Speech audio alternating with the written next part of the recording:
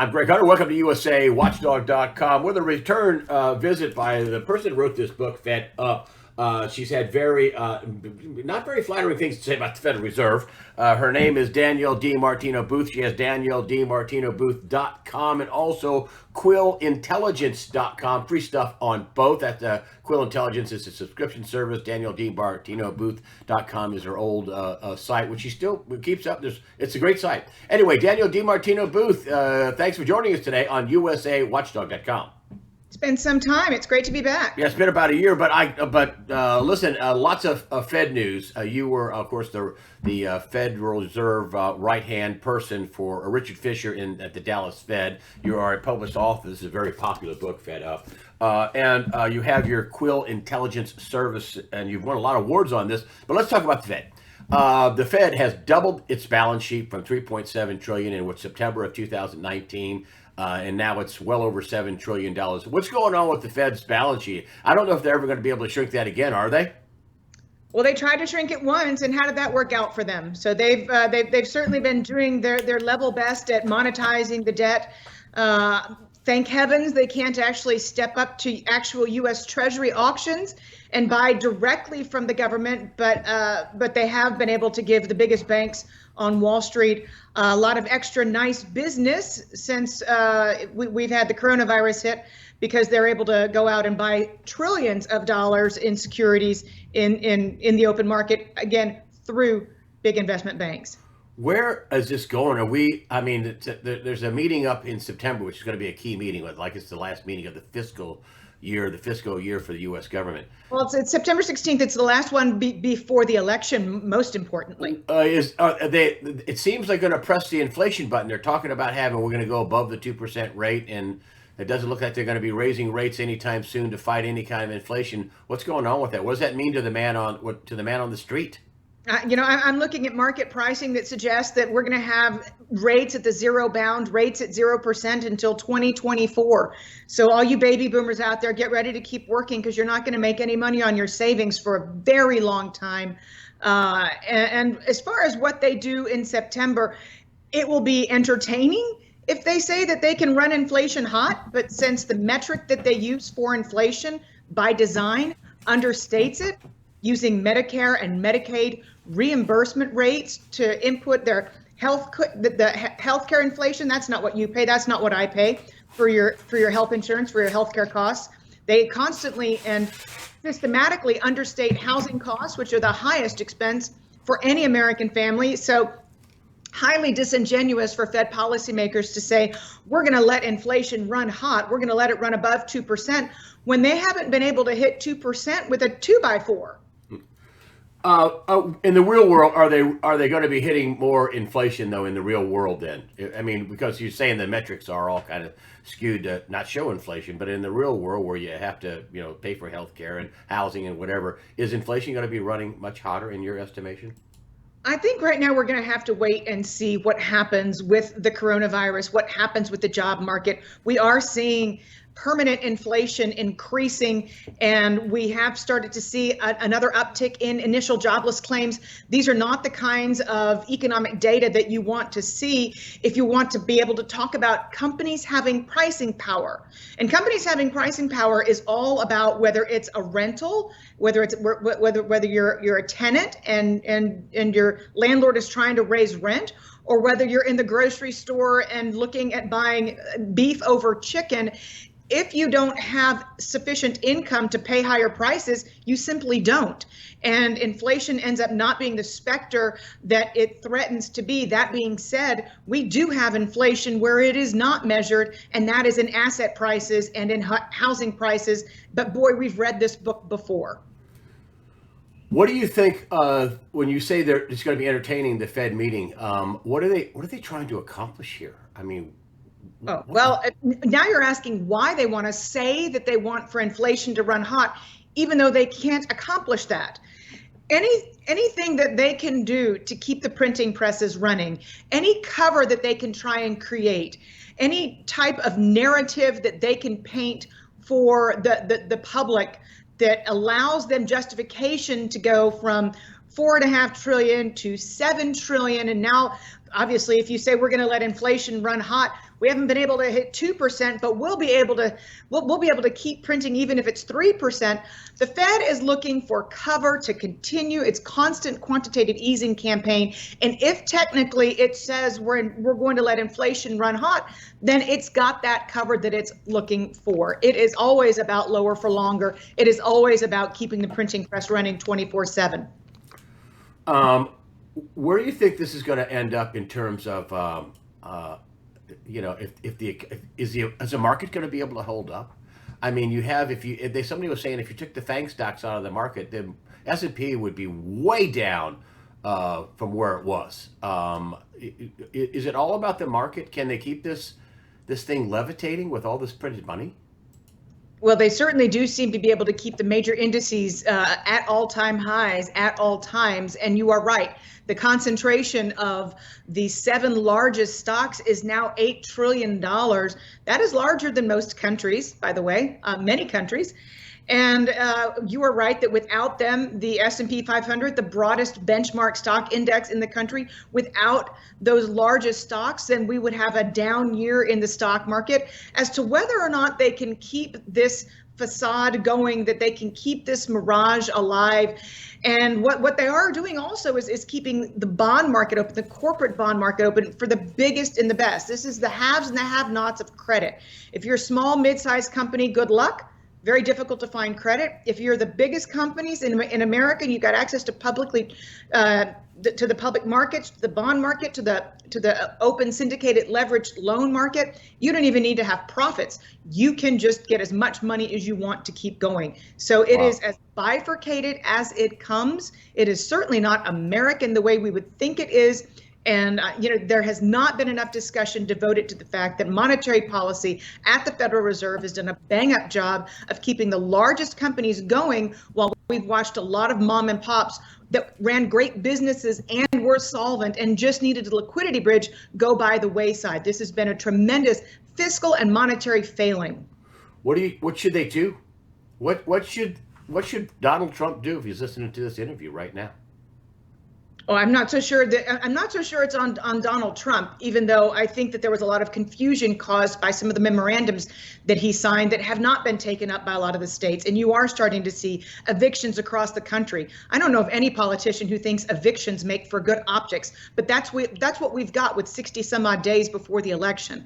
What I do have to say is that Congress has not done its job coming together and finding a way to compromise and cross the aisle. I realize these are foreign ideas that have been outside the Beltway for far too long, but we definitely needed a second stimulus package, and it needed to be better designed to help out small businesses in America, because the first time did not work.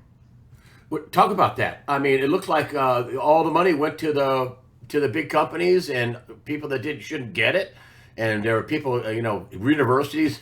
I mean, I think Harvard or some of the big universities got money they shouldn't have got. Tell me who didn't get the money and why they need it now.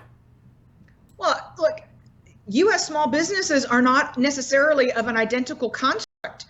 If you've got a restaurant, for example, restaurants that have been in business in this country for 3 and 4 generations, if you have a restaurant that has to close because of a mandatory shutdown, which can be understandable in the midst of a pandemic, you can't quite identify because the Chinese haven't given you data to make learned decisions. So if you do happen to have a shutdown, and then when you do reopen, you say, well, we can only have 25% capacity to this restaurant owner, what are they supposed to do if the Paycheck Protection loan that they were given requires that 75% of the loan proceeds covers employment costs? And they're not allowed to bring their employments back because of capacity constraints. So the loan should have been made for longer periods of time. They should have been better thought out. They should have covered more of the overhead and expense associated with staying closed until they were able to open and truly bring their staff back online. Do you think that these job losses are going to be permanent? We've had 56 million people file for unemployment claims. I mean, some people have gone back to work, but it's a stunning amount. It's Great Depression level stuff.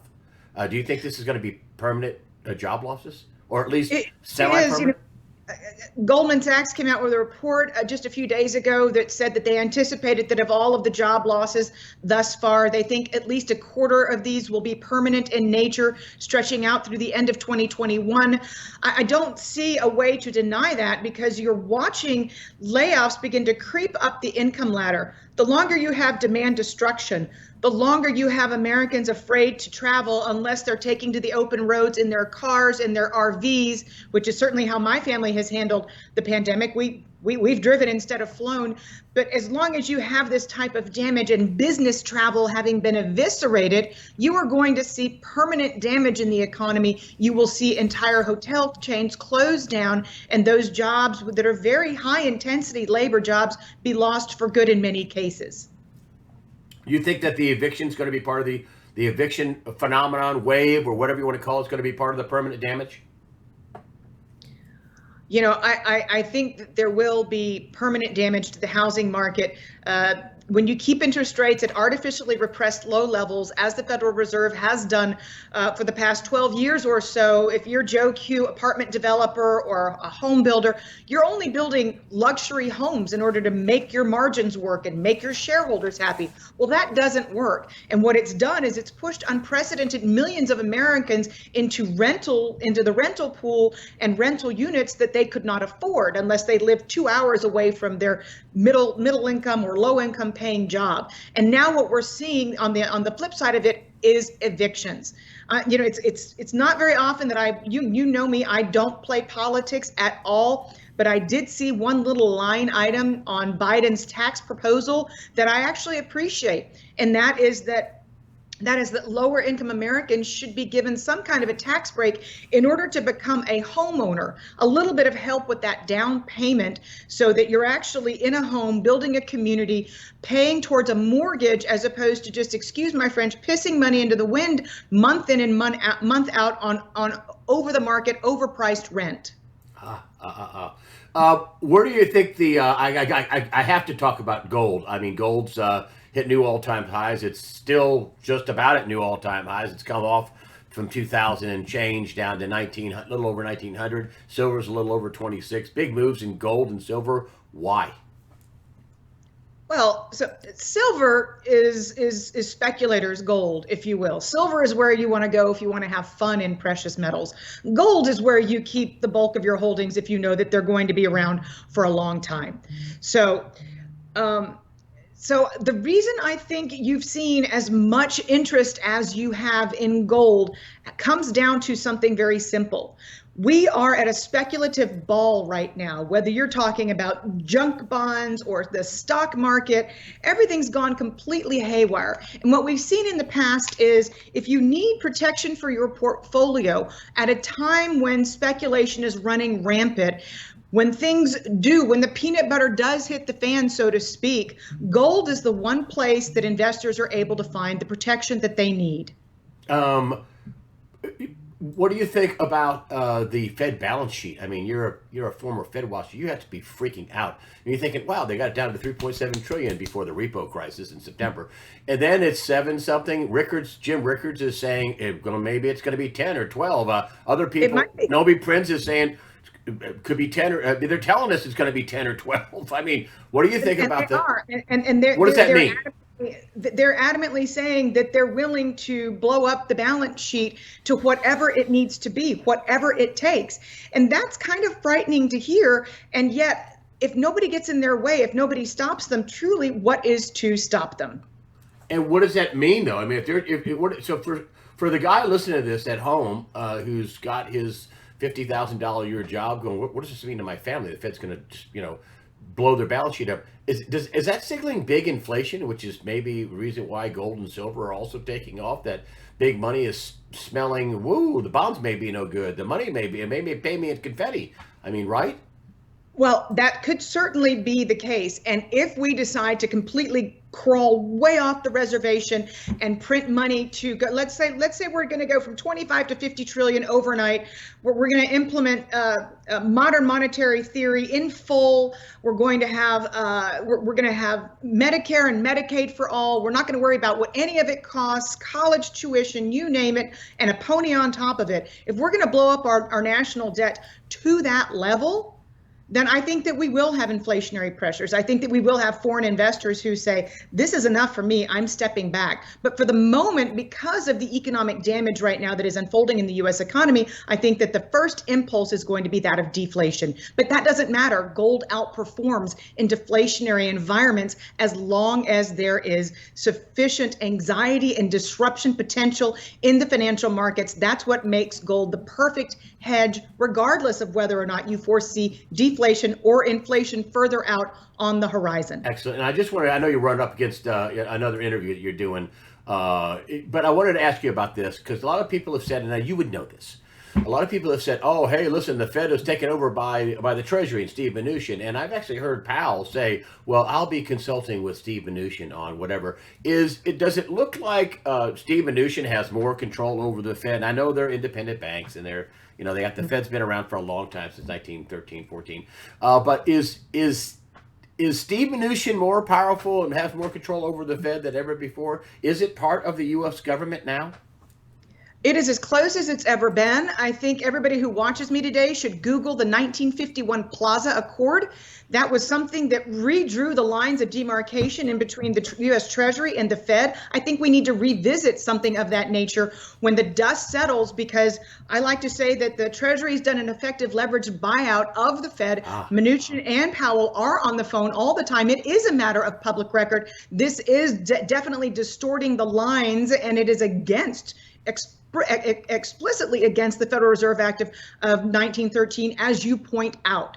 So it is not the Treasury's place to be in the business of monetary policy making. Treasury Secretary Mnuchin should not have a say in what is going on. And I do hope that they, again, redraw hard lines in between the two agencies when the time comes. But it looks like he does. I mean, let's just clear this up. Mnuchin does have a lot of power, more power over the Fed than any other Treasury Secretary that you know of. Is that correct? That I know of, that is certainly the case. I mean, you're an insider. You're a Fed insider. So coming from you, that'd be, so. And why is that? Why have they moved to this stance where the Treasury has so much sway over the Federal Reserve?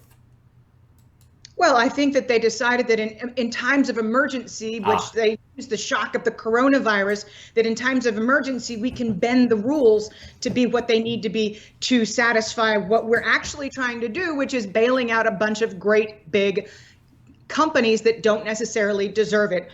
Had we gone the American way of capitalism and there had been more restructurings, et cetera, we would have seen more shareholders get wiped out, more unsecured creditors get wiped out. But guess what? That's the American way.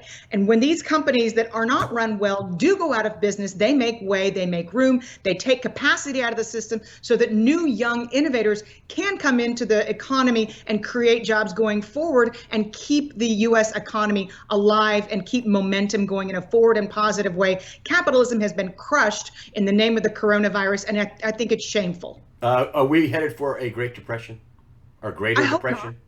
I hope not. I hope cooler minds prevail. I hope we're not headed for a Great Depression. We're headed for an economic downturn that is longer than anybody is advertising right now, and I think Americans should be prepared for that.